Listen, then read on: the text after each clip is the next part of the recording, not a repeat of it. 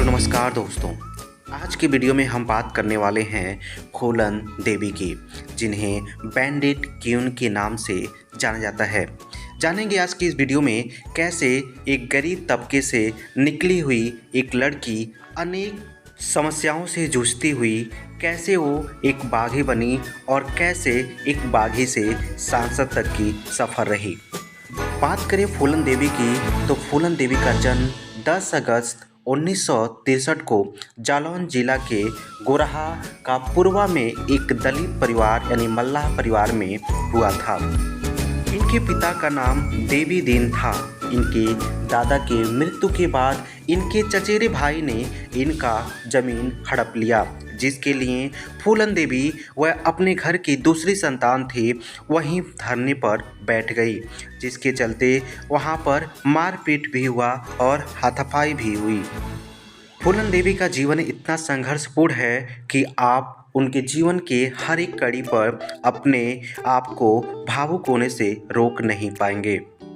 जब फूलन देवी 11 साल की थीं तो उनका शादी 31 साल के व्यक्ति से कर दिया जाता है। वह अपने ससुराल तो जाती हैं, लेकिन वहाँ उनसे यौन उत्पीड़न किया जाता है और कुछ दिन बाद वह अपने ससुराल से नाता तोड़ करके अपने बहन के घर चली आती हैं। इसके बाद उनके चचेरे भाई ने उन पर डकैती का इल्ज़ाम लगाता है और उन्हें और उनके पिता सहित पुलिस वाले जेल में बंद कर देते हैं। उनसे इतनी ज्यादती होती है दोस्तों, हर कदम पर पुलिस वाले ने भी एक रिपोर्ट के अनुसार उनके साथ 3 दिन तक लगातार गैंग रेप किया।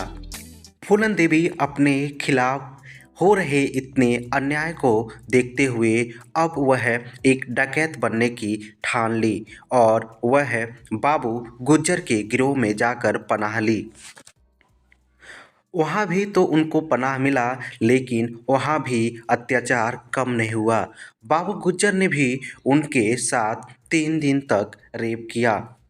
धीरे धीरे उनकी करीबी गिरोह के ही विक्रम मल्लाह से होने लगी और उनके साथ उनका प्रेम बढ़ता रहा।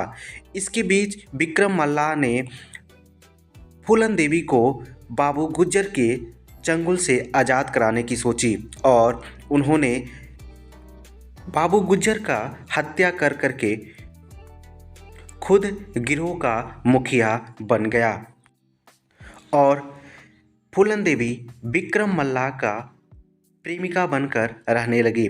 इसके बाद उन लोगों ने अनेक लूटपाट हत्याएं की और इसी बीच फूलन देवी अपने ससुराल भी गई और वहां भी लूटपाट मचाई। फूलन देवी के गिरोह में जातिवाद की भावना उत्पन्न होने लगती है, क्योंकि जो विक्रम मल्लाह है वह निम्न तबके से आता था, जबकि श्री राम और लल्ला राम उच्च तबके से आते थे। तो विक्रम मल्लाह के अंडर में उन्हें काम करना पसंद नहीं आ रहा था, इसलिए वह बाबू गुज्जर के मौत का बदला लेकर खुद गिरोह का मुखिया बनना चाहते थे। अब इसके बाद फूलन देवी की समस्याएं और बढ़ने वाली थी, क्योंकि दोनों लोग मिल करके विक्रम मल्लाह की हत्या करके और फूलन देवी को बंदी बना लेते हैं और फूलन देवी को बंदी बनाकर उस गांव में ले जाते हैं जहां क्षत्रियों का वर्चस्व था। अब फूलन देवी के जीवन में वह घड़ी आने वाली थी जिसकी कोई भी महिला कल्पना भी नहीं कर सकती। बहमई गांव में फूलन देवी के साथ सामूहिक बलात्कार होता है और मामला यहीं तक नहीं थमता है। बलात्कार करने के बाद एक महिला को पूरे गांव में नंगे घुमाया जाता है और वो महिला कोई और नहीं फूलन देवी थी।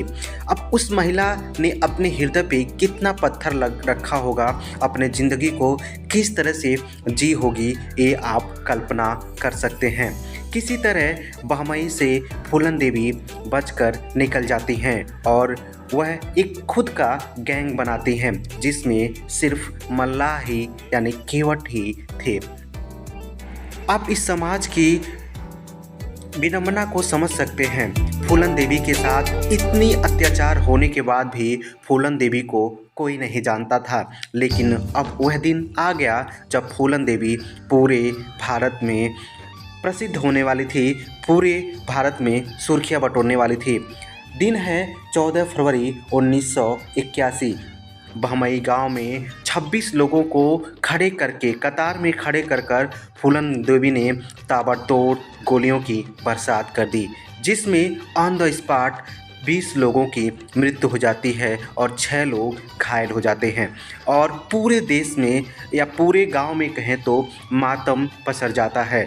लेकिन इसमें फूलन देवी को कोई नहीं जानता है, सिर्फ फूलन देवी के उसी रूप को लोग देख रहे होते हैं कि एक नारी ऐसा कैसे कर सकती है, इतना क्रूर कैसे हो सकती है, इतना निर्दयी कैसे हो सकती है।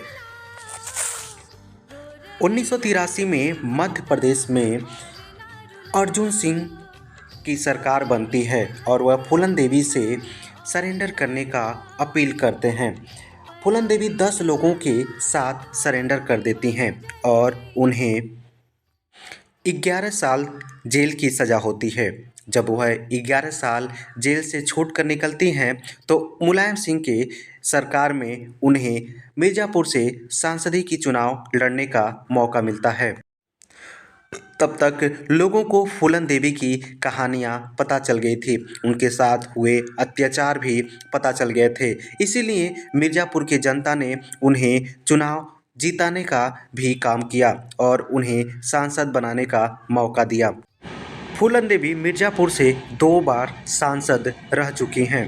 25 जुलाई 2001 को दिल्ली में फूलन देवी के बंगले पर ही शेर सिंह राणा अपने 2 साथियों सहित उनकी हत्या कर देता है और उनके सीने में 25 गोलियां उतार देता है, जिसके चलते फूलन देवी की मृत्यु हो जाती है।